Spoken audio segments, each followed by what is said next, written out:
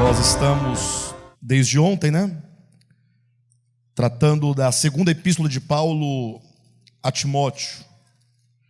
Esta epístola que fala de tempos de profunda crise espiritual, em que a humanidade está passando por uma crise muito profunda, e no tempo em que o povo de Deus, a igreja de Deus, a comunidade de Deus, precisa ter um posicionamento frente ao momento de bastante escassez da verdade, no momento em que as coisas se agravam no que diz respeito à apostasia.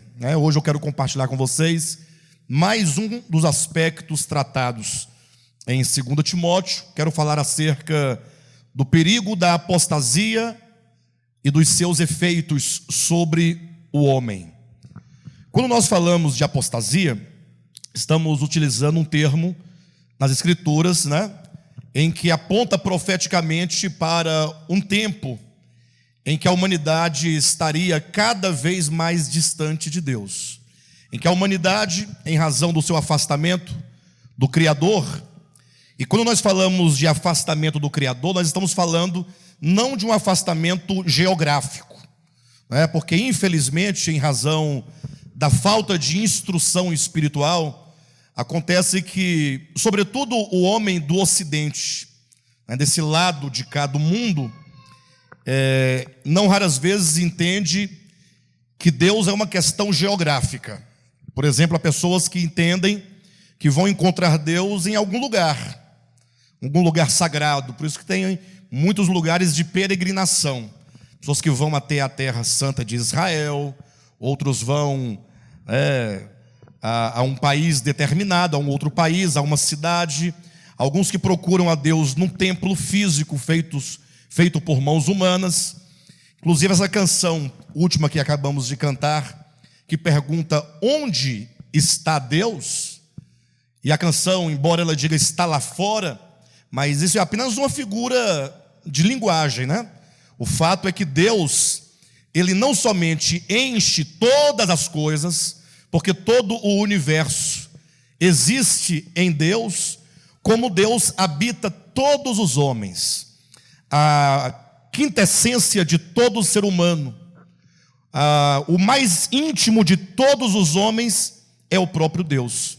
Mas tem razão que, mesmo no livro dos rudimentos, que é o livro de Gênesis, vamos encontrar dizendo ali rudimentalmente que Deus criou o homem do pó da terra e soprou nas suas narinas o fôlego de vida.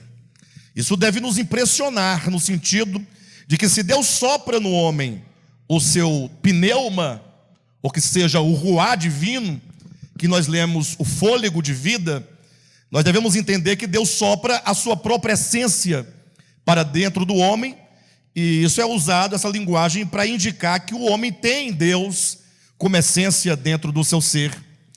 Então este homem que recebeu Deus dentro de si, o homem que tem Deus enquanto a essência do seu íntimo, do seu espírito humano, este homem, ele começou uma história de decadência.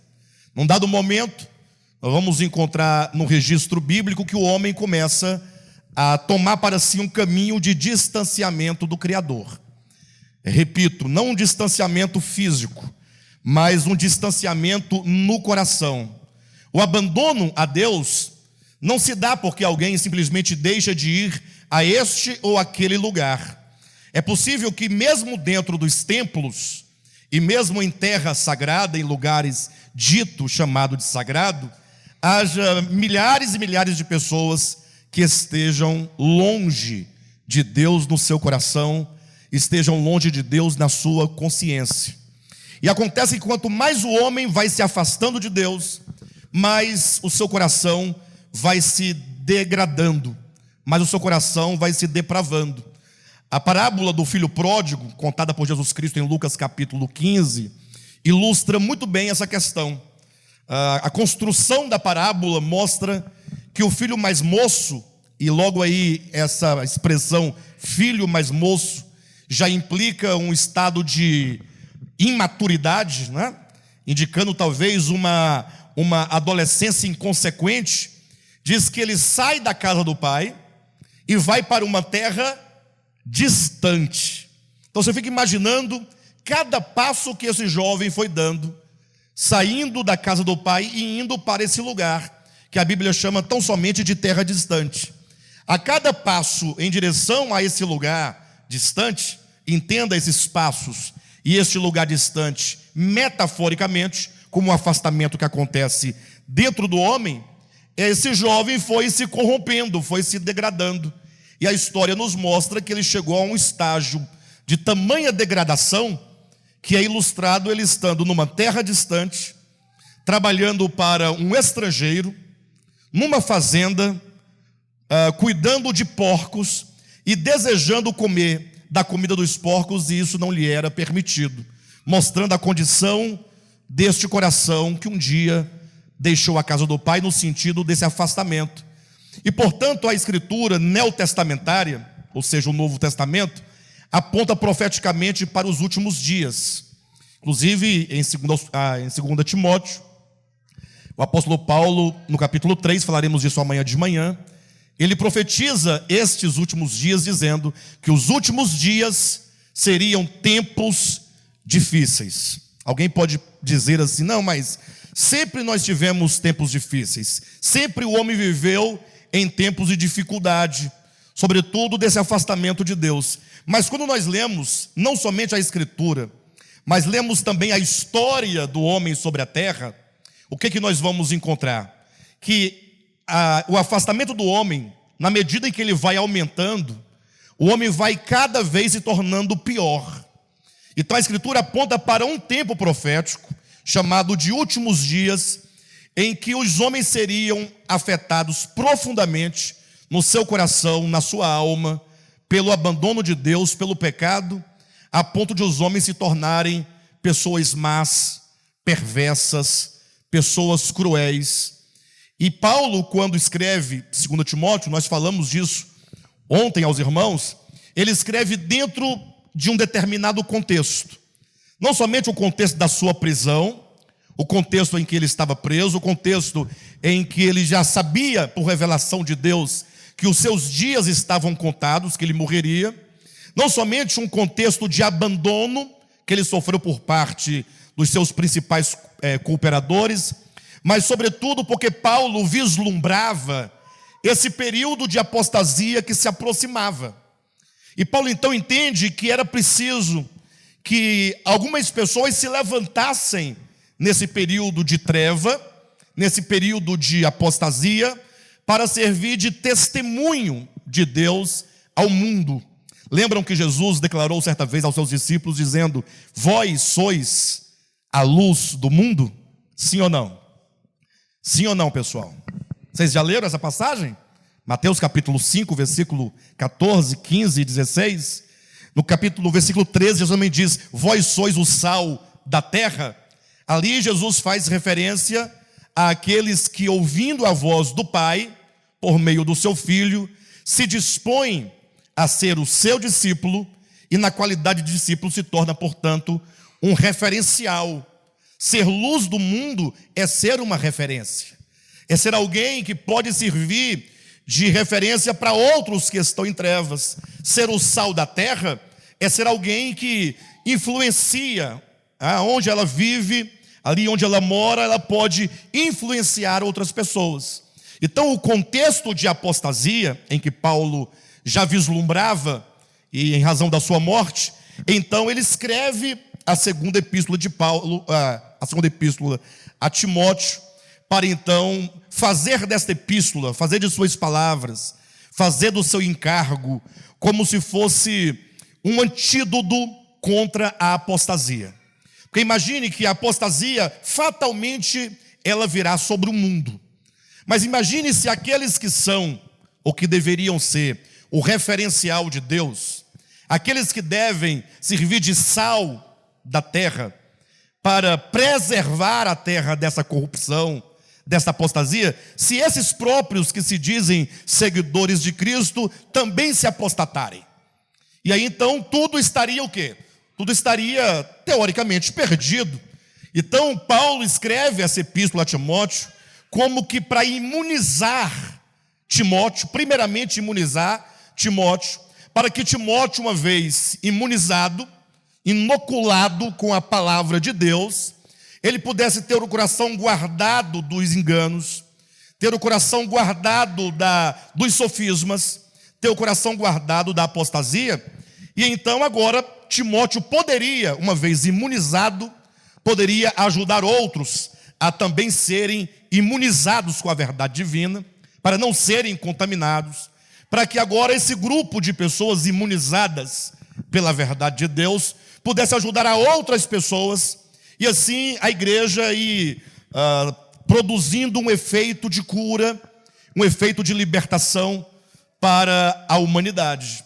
Foi assim que o próprio Cristo uma vez identificou, dizendo que quando o mundo ver, ou quando o mundo vir, quando o mundo enxergar que a igreja de Jesus Cristo, ela é um só espírito, alma e coração, um com o Pai e uns com os outros, num espírito de unidade, aí o mundo saberá que o Cristo de Deus é o enviado do Pai.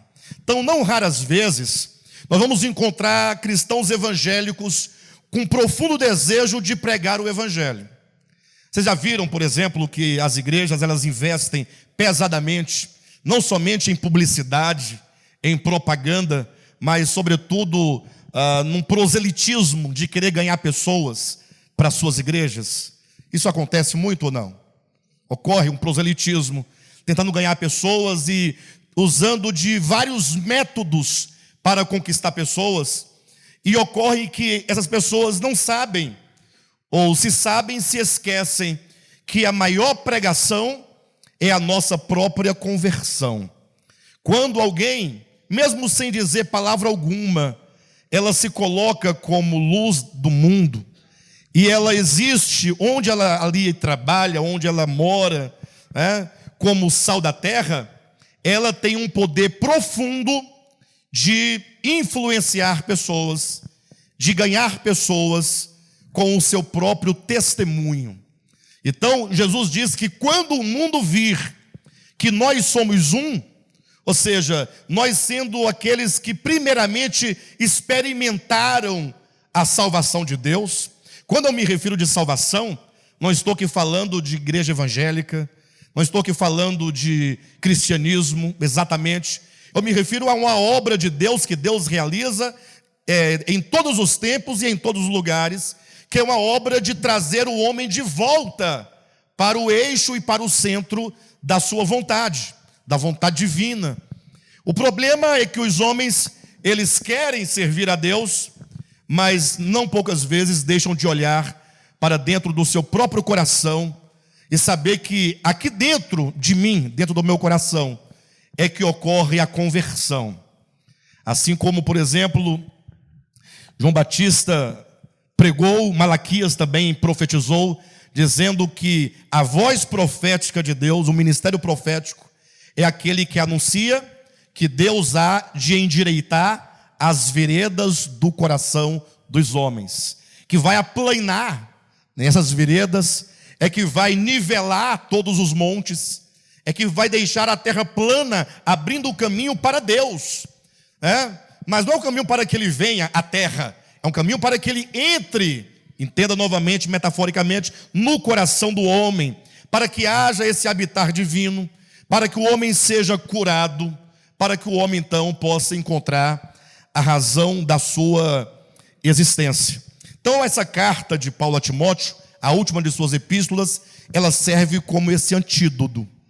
Ela nos serve como um remédio para não somente nos curar, mas para nos guardar e nos proteger de toda apostasia. Agora, é importante que quando nós falamos de apostasia, falamos do afastamento do homem de Deus, nós entendamos primeiramente qual é a causa da apostasia. Eu sei que quando se fala de apostasia, logo alguém dirá: não, mas eu não quero viver tamanha apostasia, eu quero estar junto de Deus. Se essa é a sua vontade, é preciso que você compreenda por onde entra a apostasia, como que esse desencaminhamento do homem, ele começa. A partir de que momento que o homem começa a sua degradação e a sua depravação. Para a gente poder entender isso, eu quero mostrar para os irmãos dois textos bíblicos. O primeiro está na primeira epístola de Paulo a Timóteo, capítulo 1, e abram também em Apocalipse, capítulo 2. São duas referências que reunidas nos dão uma ideia da origem de todo o declínio e degradação da humanidade e de todo o declínio e de toda a degradação da igreja. Todos encontraram? 1 Timóteo, capítulo 1, versículos 3 e 4, dizem assim: quando eu estava de viagem, diz o apóstolo Paulo, rumo na Macedônia, te roguei, ó Timóteo, permanecesses ainda em Éfeso, para admoestares a certas pessoas, a fim de que não ensinem outra doutrina, nem se ocupem com fábulas e genealogias sem fim, que antes promovem discussões do que o serviço de Deus na fé. Então atente para este princípio. Paulo está dizendo, olha, quando eu estava de viagem rumo para Macedônia, Paulo dizendo a Timóteo, Timóteo, eu roguei a você, para que você permanecesse em Éfeso, na cidade de Éfeso, a fim de que você pudesse admoestar a certas pessoas, para que essas pessoas não ensinem outra doutrina, e nem se ocupem com fábulas e com genealogias sem fim, que não promovem o ministério de Deus, não promovem o serviço de Deus, mas que só promovem discussões, só promovem dissensões, só promovem divisões. Perceba que o apóstolo Paulo tem uma preocupação. Ele fala, Timóteo, você tem que permanecer enquanto um guardião da palavra de Deus. Isso porque Paulo via que já surgia no meio evangélico, já surgiam homens perversos para corromper a doutrina de Deus, para corromper a verdade de Deus, ensinando outra doutrina. Daqui a pouco os irmãos verão, em um tópico posterior, em que uma dessas falsas doutrinas que esses homens introduziram e introduzem dentro da igreja é aquela teologia em que faz do dinheiro o seu Deus. Imagine que hoje em dia dinheiro está intimamente associado à fé e à religião. Não que deveria ser deste modo, mas que Paulo já dizia que havia homens perversos que se introduziriam com dissimulação no meio do povo de Deus, com o fim de ensinar outra doutrina. Ou seja, Cristo, ele veio ao mundo.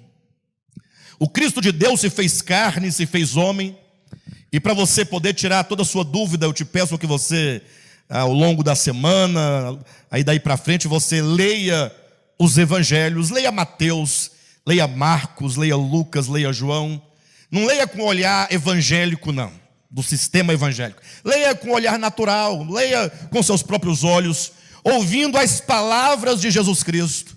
Porque se Cristo encarnado se fez homem, e ele próprio testifica dizendo que ele veio comunicar aos homens qual é a vontade do Pai Celestial. Então, quando você lê os evangelhos, e você ouve ali os discursos de Jesus, desde as parábolas, os comentários que ele fazia acerca dos milagres que ele realizava, mesmo os seus diálogos com os seus discípulos, ou com pessoas individuais, como por exemplo, a mulher samaritana, como com Nicodemos, você vai encontrar ali a mensagem do Cristo, que é uma mensagem de amor, uma mensagem de misericórdia, uma mensagem da prática da justiça, uma mensagem que de fato tem o homem como o objeto do amor de Deus para a sua salvação.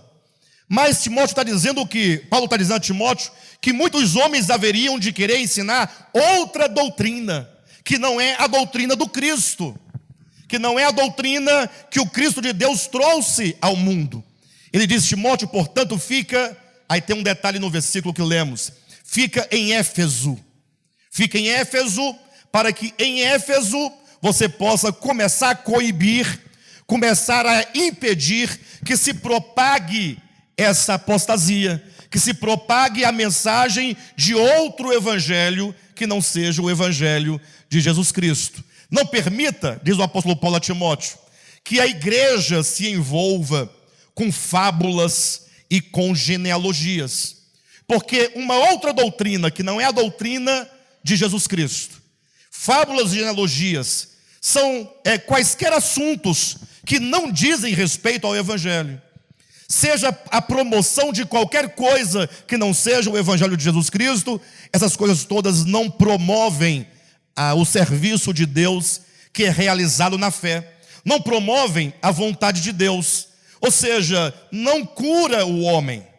Então, enquanto a igreja estiver preocupada, por exemplo, em fazer shows, em fazer festas, em fazer grandes congressos de apresentação de meros cantores, da indústria gospel, para vender objetos sagrados, fazer campanhas, tudo isso não promove a cura do homem, a cura do ser humano, não promove a salvação do coração do homem.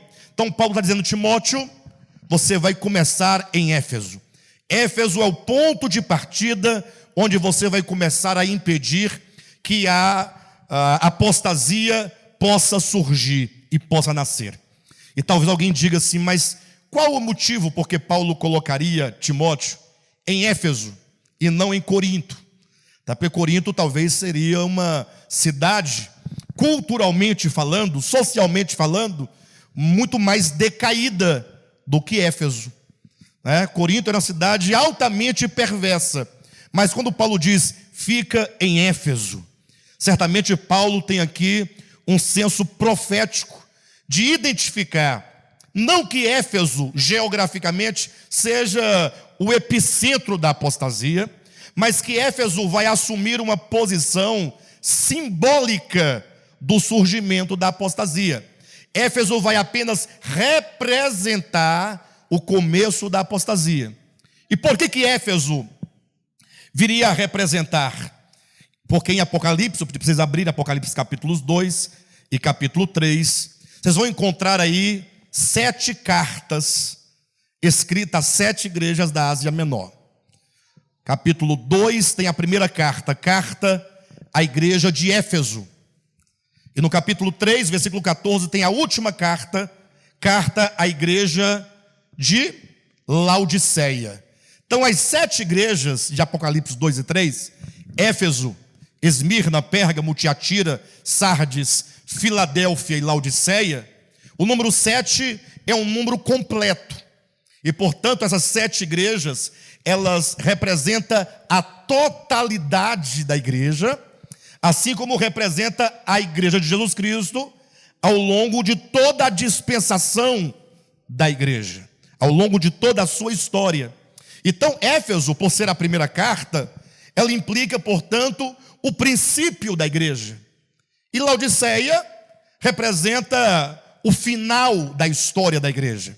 Éfeso, portanto, é a igreja que encabeça profeticamente para anunciar o começo não somente da igreja, mas o começo da história da igreja. Tudo que viria a acontecer ao longo do tempo tem o seu epicentro a partir de Éfeso.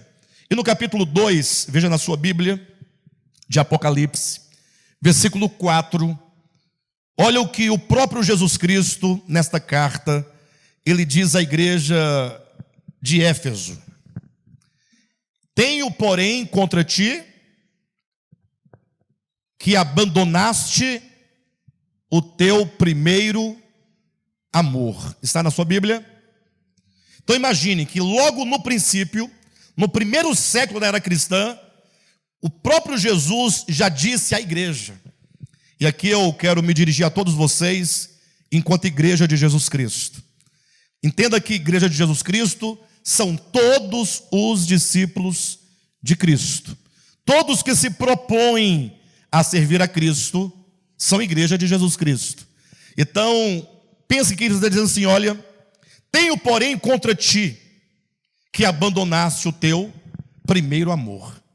Ora, se é no princípio da igreja que se abandona o primeiro amor, ali em Éfeso, e se é em Éfeso que Paulo diz que entraria uma falsa doutrina, entrariam fábulas e genealogias, relacionando esses dois textos, entendemos que o começo de toda apostasia, que o homem começa a abraçar outra doutrina que não é a de Cristo, e começa a se envolver com fábulas e genealogias a partir do abandono do primeiro amor.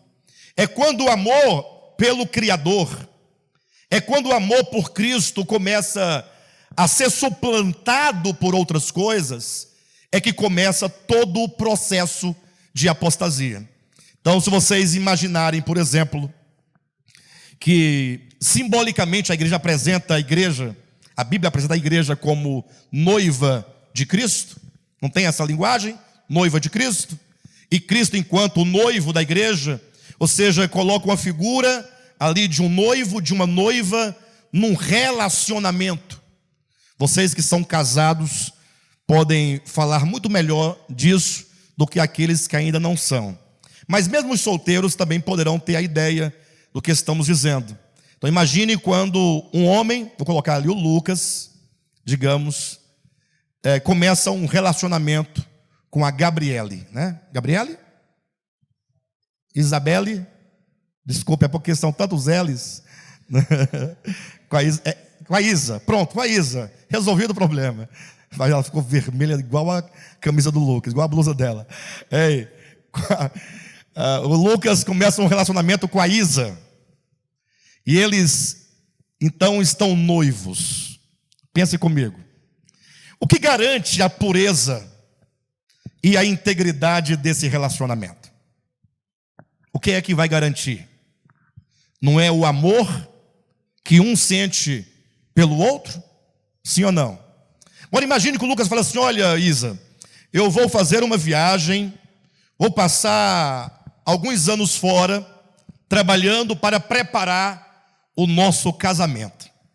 Pensa comigo uma situação dessa. E ele então viaja para uma terra distante, um lugar distante, e começa a trabalhar em prol deste casamento. E ela aqui fica aguardando ansiosamente, ou não fica? O retorno do seu noivo. Todo dia ela acorda bem cedo e pensando: o Lucas logo, logo vai voltar com toda a provisão necessária para o nosso casamento. E ela daqui fica fazendo o quê? Trabalhando também em função deste casamento. Ambos estão trabalhando em função de um propósito comum. Ele de lá e ela de cá. Ela passa o dia todo trabalhando, pensando, projetando. À noite vai dormir pensando: hoje mais um dia vencido, mas conseguimos construir algo mais para o nosso casamento.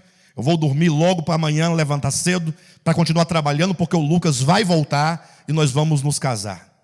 Imagine que com um pequeno prazo de tempo, e o tempo põe à prova a todas as coisas, a Isa começa a se esquecer um pouco que tem um projeto de casamento. Começa a se esquecer que tem um compromisso de um casamento. E aí começa a se envolver com outras coisas que não seja o objetivo. Começa a se permitir se envolver com algumas amizades. Está dando certo essa história? Você acha que vai dar certo essa história? Vai se envolvendo com amizades que vão incutindo outras coisas na mente dela. Já chama ela para uma baladinha. Ela vai para a baladinha. O Lucas não está nem sabendo, mas se souber, o Lucas é tão bonzinho que o Lucas perdoa, né? Perdoa ou não perdoa? Jesus perdoa ou não perdoa? O Lucas é Jesus. E a Isa é a igreja, né? E ela fala: não, é só uma baladinha. E vai se envolvendo. Aí lá conhece um advogado mais novo que o Lucas, né? Um advogado mais forte que o Lucas, com uma barba mais bonita. um advogado mais bem sucedido que o Lucas, um advogado que dança, o Lucas nem dança, outro dança mais ou menos assim igual o Vinícius, aquela dança mamulenga, né? Envolvente. E aí a Isa, logo ela já não sente no coração o mesmo que sentia pelo Lucas no dia que ele partiu para trabalhar fora em prol do seu casamento. Ela ainda continua gostando do Lucas, ainda tem atração pelo Lucas, ainda manda cartas para o Lucas, ou manda WhatsApp para o Lucas, né? Ainda fala que vai se casar com o Lucas, só que agora ela já não tem mais o primeiro amor. Ela já não tem mais aquele amor ardente pelo Lucas. Eu pergunto, ela está, ou ela estaria, no caso, ou não, sujeita a uma apostasia quanto ao projeto que ela tem com o Lucas? Sim ou não? Lógico, isso é apenas uma ilustração. O Lucas não é doido de ir para uma terra distante e deixar a Isa sozinha, porque ele sabe que aqui na terra as coisas são difíceis, né? Paulo diz que os últimos dias seriam dias difíceis, né? Então, mas o fato é que quando se perde o primeiro amor, se abre uma porta para que muitas coisas aconteçam. E o pior é que o texto bíblico de Apocalipse nem diz que se perdeu o primeiro amor, mas Jesus fala: tenho porém contra ti que abandonaste. Porque abandonar implica uma decisão. O abandono implica uma escolha. Ora, você tem algo consigo, você fala: eu vou deixá-lo aqui, eu vou abandoná-lo aqui, para que eu possa buscar outras coisas. Se eu não posso conseguir as outras coisas, tendo comigo o primeiro amor, eu o abandono. Isso porque, queridos, o amor não é um sentimento. Embora você pense, mas amor é um sentimento, porque quando eu sinto amor é sempre uma decisão, seja qual for a espécie de amor. E a maneira de provar isso é uma maneira muito simples. Nós que cremos que a Escritura, ela traz os princípios divinos para nós, nós devemos entender que Deus coloca o amor como um mandamento. Ele diz que nós devemos amar. Tudo aquilo que se põe como mandamento implica que passará certamente pela sua escolha, se você decide ou não por aquilo. O amor, enquanto uma decisão do coração do homem, implica alguns fatores. Primeiro, para que a Isa ame profundamente o Lucas, e que esse amor se enraize profundamente e não se perca do seu coração, ela vai ter que conhecer o Lucas. Quando eles se viram a primeira vez, não tinha ali nenhum amor. Amor à primeira vista não existe. Me desculpem, tá? Quem acha que eu quando eu vi, amei à primeira vista, para de bobagem. Isso é besteira. Talvez você tenha se identificado com aquela alma, tenha uma identificação. Talvez você gostou do sorriso, do corpo, do cabelo, achou a pessoa uma pessoa bacana. Mas é na convivência diária que você vai conhecendo agora a alma, você vai conhecendo o coração da pessoa, é que vai nascendo o amor. O amor, ele nasce a partir do conhecimento e do reconhecimento que você tem daquilo que o outro é. Portanto, podemos dizer que o amor implica conhecimento, implica reconhecimento. Tratando-se do nosso amor por Deus, estamos falando que perdeu o primeiro amor, colocamos o Lucas como exemplo, mas estamos falando do amor do homem em relação a Deus. Não somente o homem deve conhecer a Deus, mas deve reconhecê-lo como tal. Romanos capítulo 1 nos deixa claro que, embora Deus tenha se manifestado a todos os homens por meio das coisas que foram criadas, porque o apóstolo Paulo diz que Deus se revela aos homens por meio da criação, diz que os atributos divinos, diz que o poder divino e a própria divindade se manifestam por meio das coisas que são criadas. Quando o homem olha para a criação de Deus, Ontem mesmo, vindo de Brasília para cá, eu, Jane, Gilson e Adriana, o Gilson vinha comentando como que a terra é bonita, o planeta é bonito, olhando para o céu, que coisa maravilhosa, né? Essa abóbada grande, maravilhosa. Como é impressionante a criação de Deus. Como que tudo que nós olhamos é muito belo. O ecossistema, a biodiversidade de seres que há em toda a terra. Isso porque nós conhecemos o mínimo possível. Imagine se você pudesse conhecer toda a terra, todas as florestas, o profundo dos oceanos. Se você pudesse conhecer todo o nosso sistema solar, pudesse conhecer então pelo menos a nossa Via Láctea, que é a nossa galáxia. Mas não conhecemos nem a terra onde moramos e já vemos tamanha beleza. Se nós pudéssemos conhecer as bilhões e bilhões de galáxias que existem em todo o universo, eu imagino que deve ter muita beleza. Estava lendo uma reportagem recentemente de alguns cientistas americanos que conseguiram transformar ou captar a vibração das luzes no universo, né? Várias luzes captaram a vibração e transformaram em som. Irmãos, é uma sinfonia, é uma coisa perfeita, é uma coisa divina. Então, quando Paulo diz que Deus se manifesta, em Salmos capítulo também 19, diz que por meio dos céus nós conhecemos a grandeza de Deus, podemos conhecer a majestade de Deus que se manifesta nos céus. Ou seja, o homem agora diante dessa revelação, e Paulo vai dizer em Romanos 1, que tendo os homens esta revelação de Deus, embora ainda uma revelação rudimentar, os homens não reconheceram o seu Criador.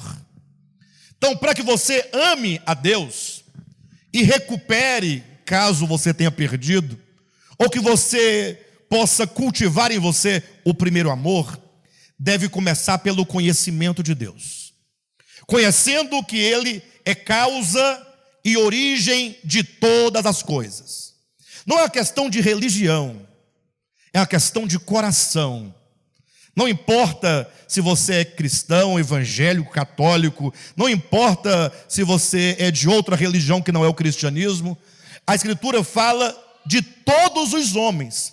A Bíblia não fala do cristianismo, embora ela passe pelo cristianismo, mas o testemunho de Gênesis e Apocalipse é o testemunho de Deus em relação à sua criação, em relação ao homem, onde quer que ele esteja. O homem é convidado a conhecer a Deus e reconhecê-lo como sendo a causa, origem de todas as coisas, que Ele é a vida que a tudo faz existir, que Ele é a vida e o poder que vitaliza a tudo e a todos, que dá cria toda essa biodiversidade.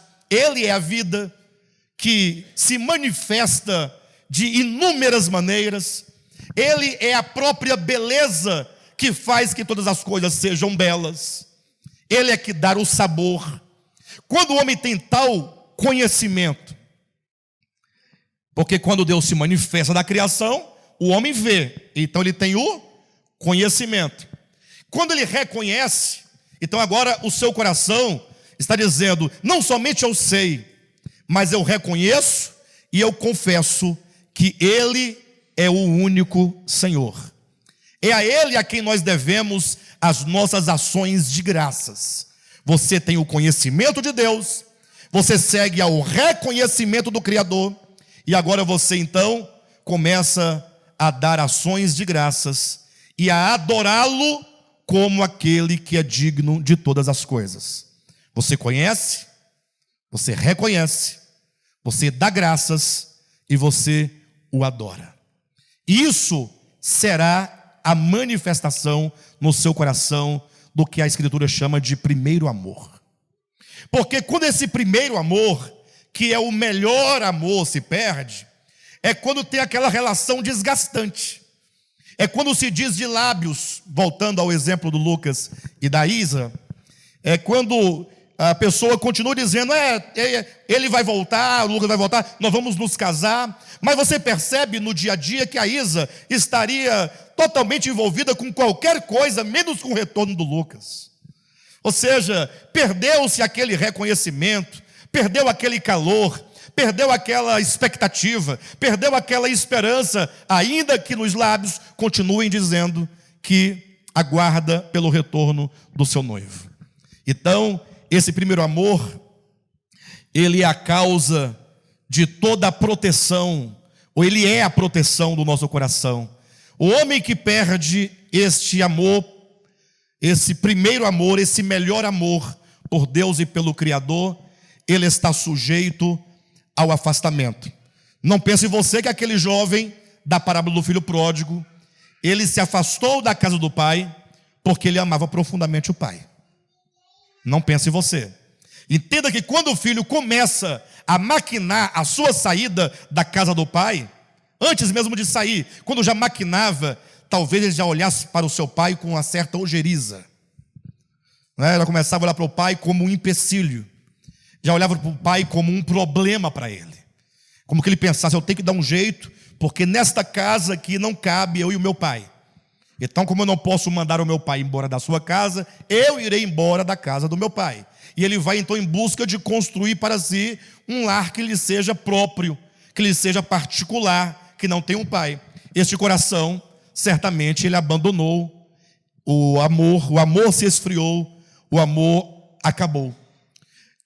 Mas como é que nós podemos, pensem comigo agora por um momento, identificar se no nosso coração há ou não há este melhor amor pelo nosso Deus?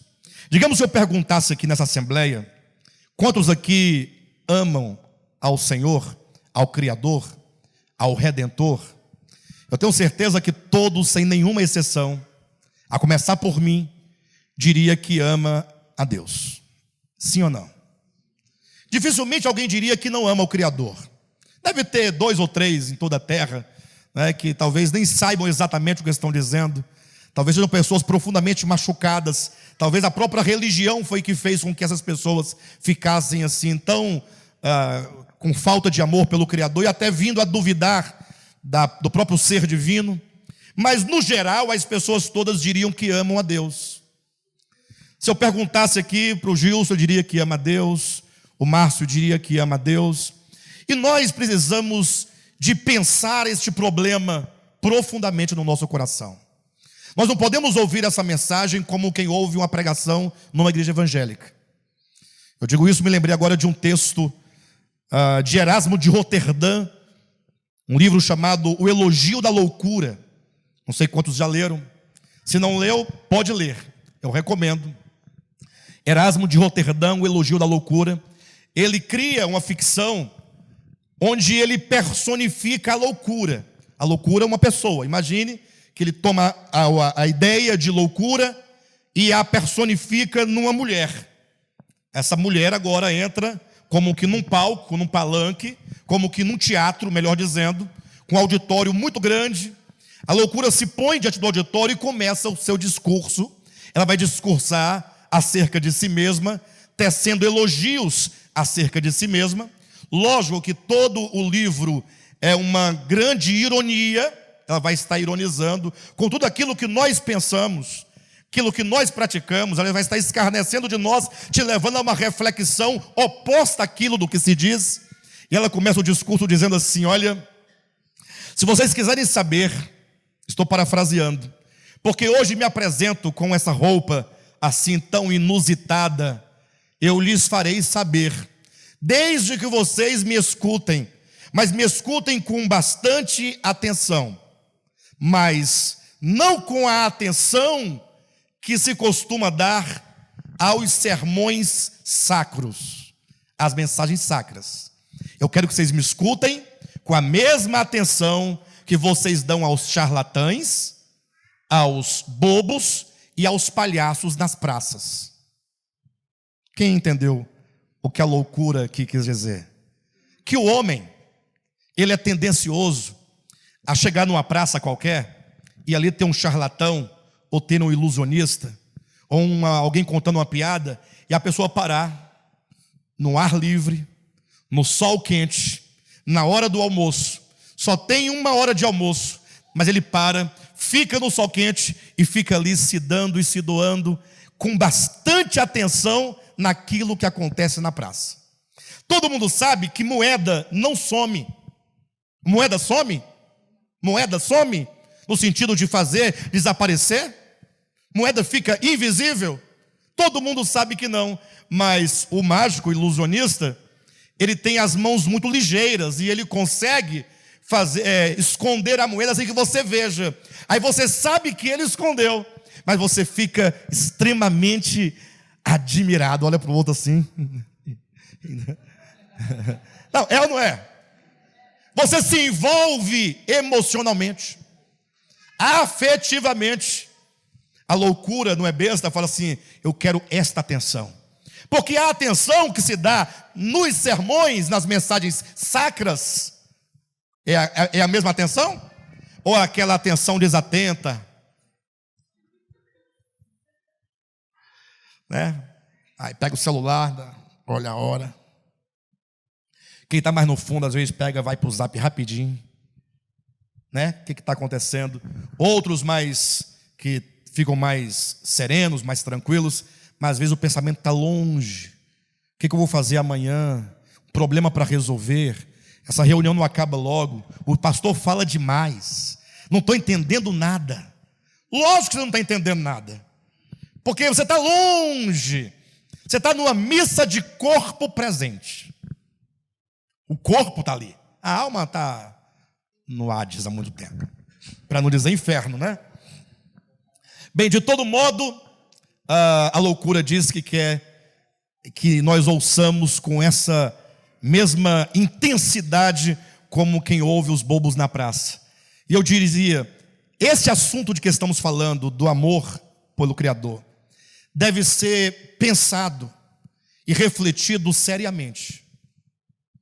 Não como quem esteja ouvindo um sermão numa igreja, não, mas com bastante interesse, bastante reflexão dentro do seu coração. Precisamos sondar o nosso coração, tirar os olhos dos outros, porque nossos olhos estão sempre voltados para outros. O irmão que não veio, essa mensagem era boa para ele, ou então, rapaz, essa mensagem está dando certinho para o irmão Márcio, ó. Vai dar certinho. Ficamos olhando a roupa do outro. Vocês viram que estava todo mundo de calça, só o baixista estava sentado de bermuda. Vocês viram a bermuda vermelha? Meio vinho. Aí fica observando, aí sai. Rapaz, eu fui numa igreja, não gostei. Por quê? Eu acho isso de uma indecência. De uma indecência. Porque nem se fosse para ficar sentado na última cadeira, não deveria ir à casa de Deus de bermuda. Que dirá ficar no púlpito, no altar, no meio, pode medir se não dá a metade. Não é nem no cantinho, é no centro do altar. Aí a pessoa vai para casa, vai ganhar o quê? Nada. Você estava olhando para o baixista. E é porque hoje não está de brinco, né? Se tivesse misericórdia, aí ia passar sempre para outra rua, para evitar essa rua contaminada da apostasia. Porque acha que a apostasia é isso, né? Desculpe, querido, mas fica à vontade, tá? Não tanto, né? Acho que já está bom por aí. Já está bom. Até aí está bom. Mas nós temos que ouvir essa mensagem de hoje pensando profundamente no nosso coração, por um motivo muito simples: o seu coração não é um coração neutro. Ou você ama o Criador, ou você tem amantes. O Criador é o teu Salvador. Na linguagem bíblica, o Criador é o teu marido. Entenda metaforicamente o que eu estou dizendo, citando aqui o livro de Isaías. Então, se por legitimidade nós somos a esposa do Criador, Nós temos que ter esse vínculo de afeto, esse vínculo de idoneidade para com Ele. Se temos que ter esse vínculo de auxiliadora, afinal a mulher não é dada ao homem, lá no Gênesis, como auxiliadora? Sim ou não? Isso é metafórico, porque nós todos, embora homens e mulheres, somos todos esposa do Criador, no sentido de sermos auxiliadora do Criador, no sentido de que nós somos servos e estamos a serviço dele. Então, ou nós estaremos possuídos, totalmente absorvidos e tomados de amor pelo Criador, ou teremos vários amantes. Pastor, que coisa feia. Sua mensagem é de amante. Quem seriam esses amantes? Paulo fala aqui em Timóteo. Abra sua Bíblia, 2 Timóteo capítulo 3.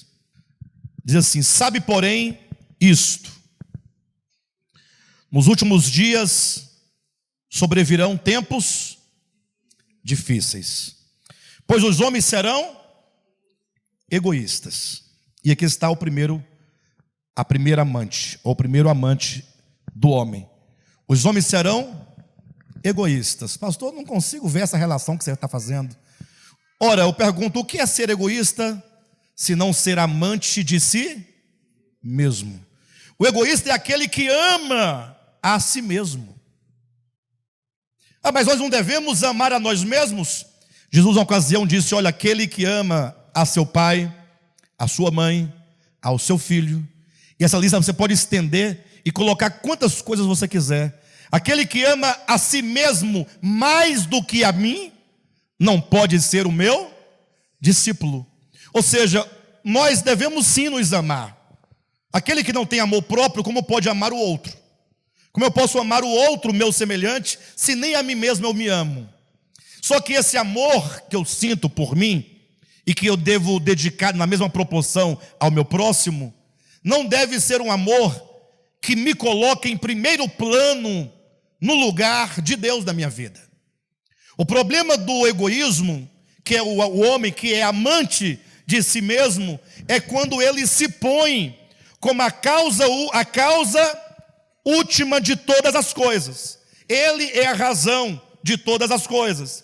Quando Deus deixa de ser o centro, como se pode pegar aquela grande frase, que aponta para o início do pecado no universo, quando alguém disse: eu subirei nos mais altos céus, acima das estrelas de Deus, e exaltarei o meu trono, e eu serei semelhante ao Altíssimo. O homem, quando é amante de si mesmo, no caso egoísta, que é amante de si mesmo, ele causa muitos problemas. Usando a linguagem do livro de Eclesiastes, o pregador diz que o homem foi criado perfeito, mas ele se envolveu em muitas confusões. Se envolveu em muitos problemas. A causa dos nossos problemas, onde está?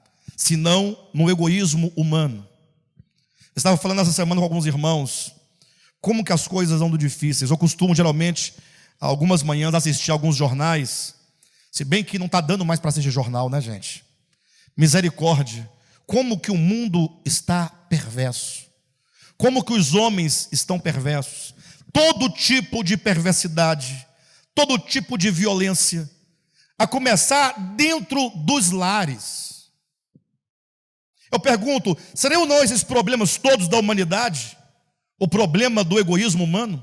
Quando alguém não se permite ser ofendido, quando alguém não se permite sofrer algum prejuízo, quando alguém se coloca como sendo o mais importante do que o outro.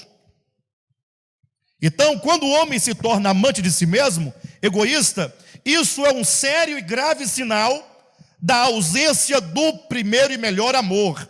O homem vai se afastando de Deus, do seu Criador, vai abandonando o amor e melhor amor pelo Criador, para amar a uma outra coisa, e essa outra coisa, primariamente, é o próprio homem, é quando o homem se torna amante de si mesmo. O texto continua dizendo, no versículo 2, pois os homens seriam egoístas, seriam avarentos. Aqui está um segundo amante, porque ser avarento não é o que está lá em 1 Timóteo, capítulo 6, versículo 10, quando diz: o amor ao dinheiro é a raiz de todos os males.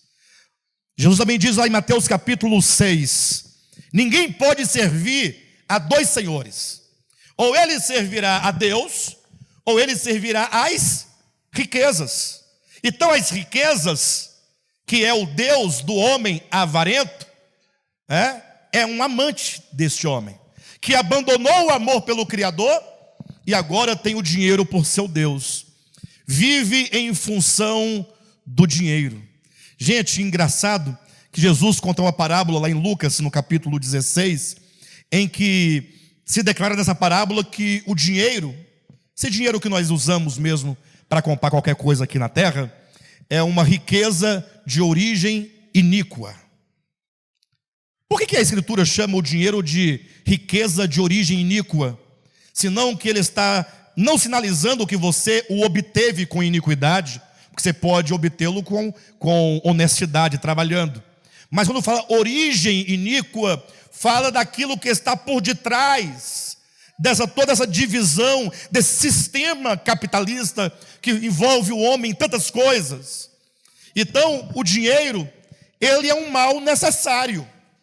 Poxa, o dinheiro, ele nos serve para muitas coisas boas. Você pode alimentar a sua família, você pode vestir a sua família, sim ou não? Você pode ter momentos de lazer com a sua família, passeios, viagens. Você pode socorrer uma pessoa que está passando por dificuldade. Não pode? Você pode contribuir para que a pregação do evangelho se propague. O problema é que, como diz a Escritura, esses dias finais seriam marcados pela avareza, em que os homens, eles fariam do dinheiro o seu Deus. É quando você fica tão inseguro em relação ao cuidado do Criador, se enchendo de tanta ansiedade, que você fala assim: bem, eu não posso compartilhar, porque se eu compartilhar vai me fazer falta. Então, ainda que me sobre algo, eu preciso acumular.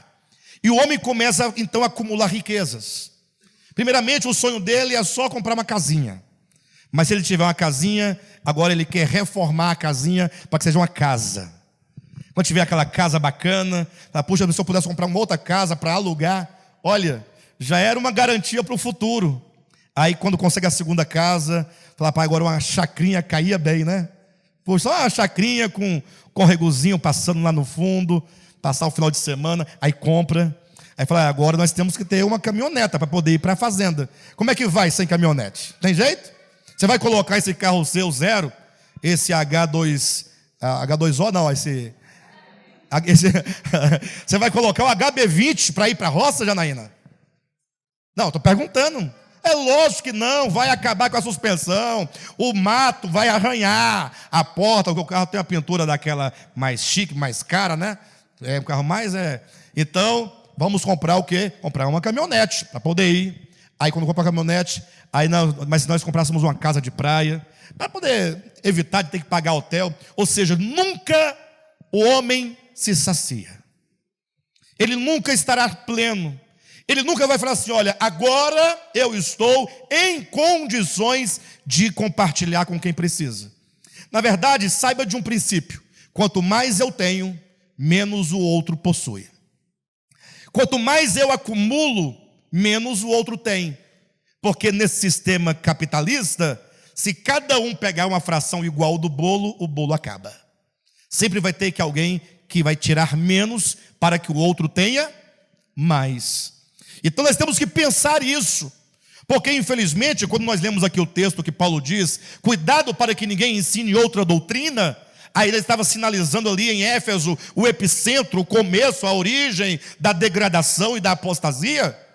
O que você pensa que é apostasia?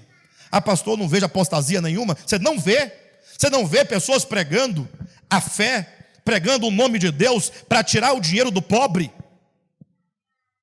para fazer da igreja um grande império babilônico.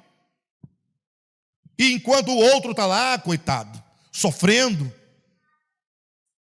sem recurso. Se isso não for apostasia, eu já não sei mais o que é apostasia. Afinal, apostasia é qualquer coisa que vai de encontro às palavras e ensinamentos e o viver de Cristo. Para você ter uma ideia, abra sua Bíblia rapidamente em 1 Timóteo, capítulo 6, só para você verificar que eu não estou exagerando. Versículo 3 em diante. Se alguém ensina outra doutrina,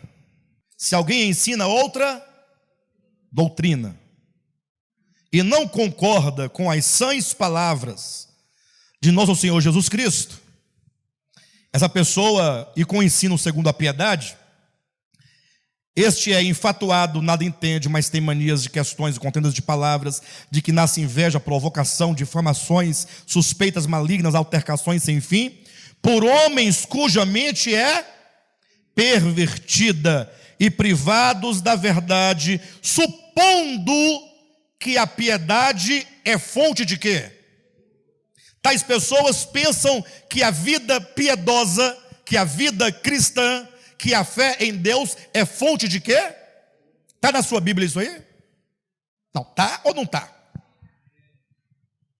Pastor, você está falando mal dos outros. Não, nós estamos expondo a condição doentia daquilo que Paulo já anunciava desde o primeiro século.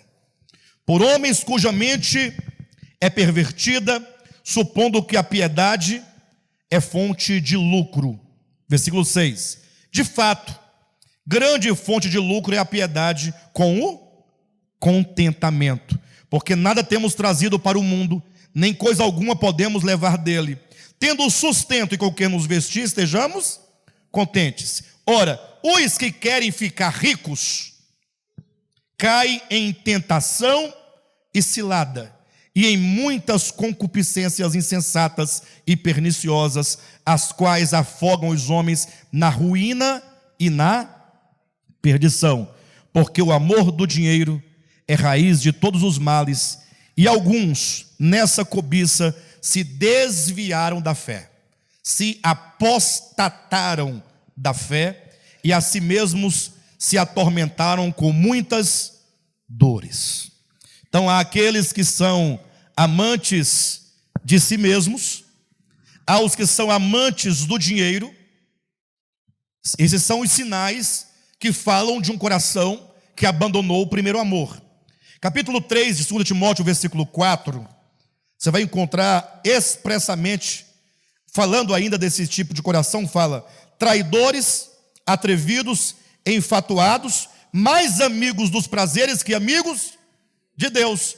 Ou seja, se são mais amigos dos prazeres que amigos de Deus, ele abandonou a Deus para poder amar os prazeres. Há então os amantes de si mesmos, o amante do dinheiro, há os amantes dos prazeres. Quando o prazer está em primeiro plano, quando todas as coisas relacionadas a Deus são sacrificadas para que o prazer da minha alma seja satisfeito. Ainda no versículo 4, quando diz mais amantes dos prazeres que amantes de Deus, ou amigos de Deus, depende da versão que você tem. Então, se você é amigo dos prazeres, você se torna inimigo de Deus. E ainda mais no capítulo 3, versículo 3, voltando um versículo anterior, diz: desafeiçoados, implacáveis, caluniadores, sem domínios de si, cruéis, inimigos do bem. Puxa, que coisa, hein? Inimigos do bem.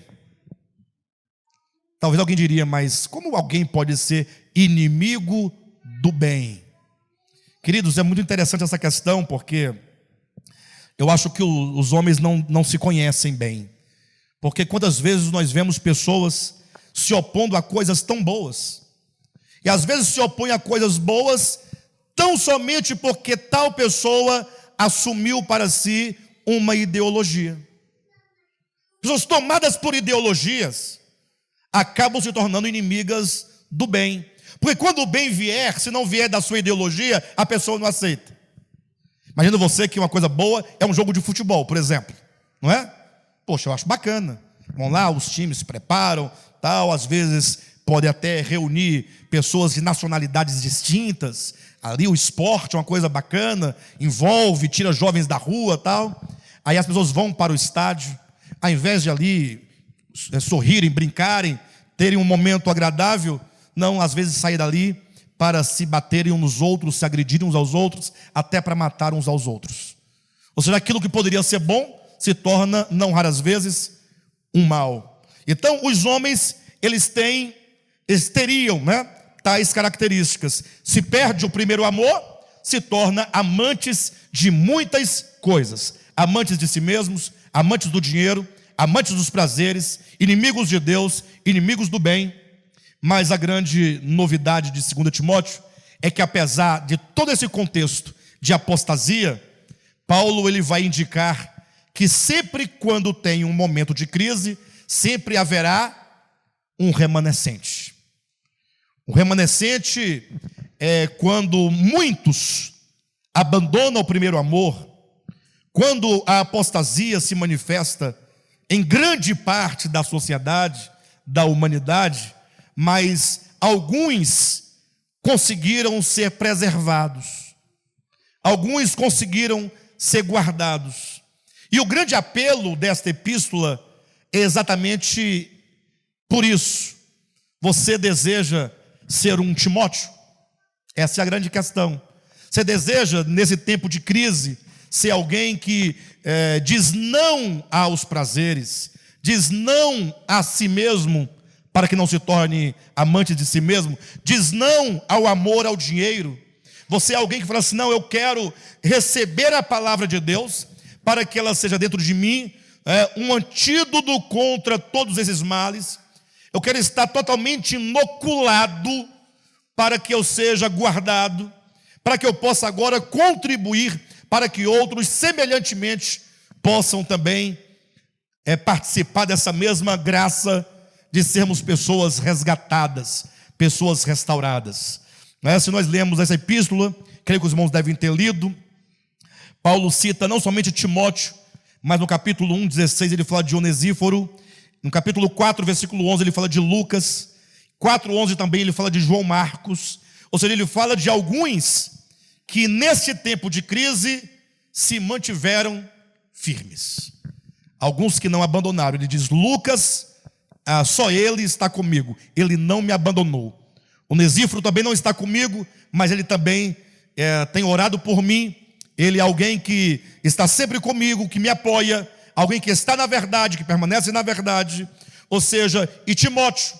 Então eu acredito que nós podemos ser estes que neste tempo possam ter esse coração guardado. Eu acredito que é possível, desde que você, refletindo sobre isso, possa dizer sim, sim ao Evangelho.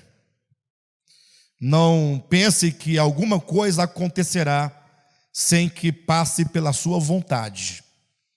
Não se esqueça daquele homem que estava no tanque, diz a Escritura que era o tanque de Betesda, que significa casa de misericórdia, ou a casa das misérias humanas, e havia toda sorte de enfermos naquele lugar, e é dito que de tempo em tempo acreditava-se